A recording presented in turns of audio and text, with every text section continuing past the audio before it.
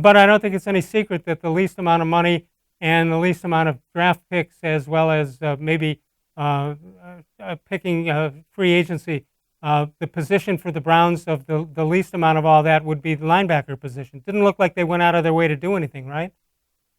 Yeah, I mean, I think this is part of their way of evaluating what makes good defenses tick in 2020 and 2019, and I don't think that they value that position group as much as we used to.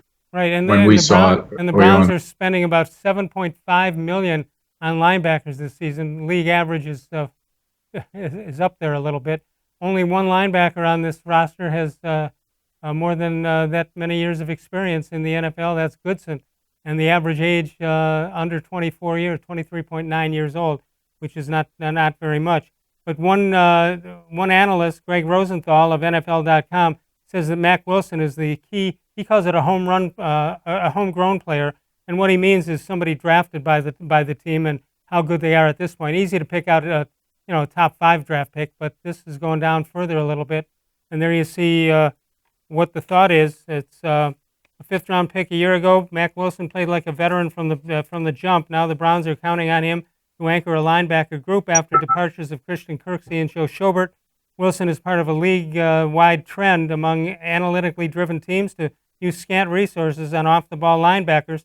The position is like an updated version of, well, you can find a running back anywhere theory, which works up until the position becomes a liability.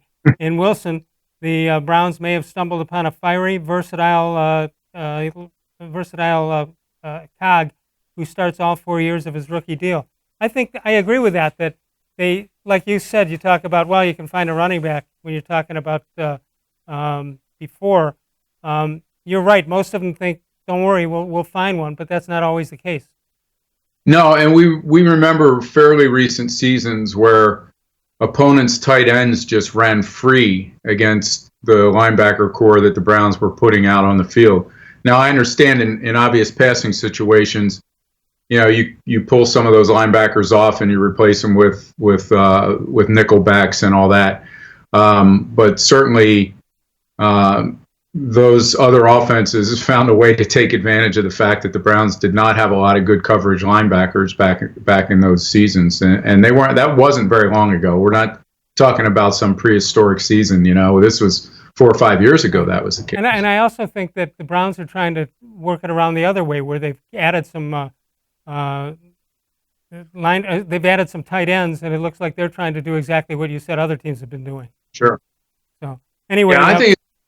I've run into a couple people recently, Les, that just in the last few days that they haven't asked me about baseball. They've asked me about the Browns, and I know that's a recurring theme in this town. But it's almost as if some fans, I think, have written off what is going to be left of this baseball season now, and maybe they don't see it as a valid number of games that will be played in a best case scenario. But certainly they've got their sights set.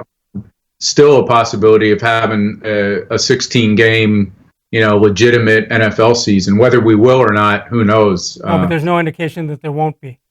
Right. At this point.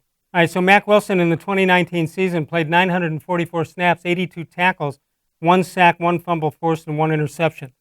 Not all that impressive statistic-wise for a guy that's supposed to be the best on the field at that position, but we'll see how that works out.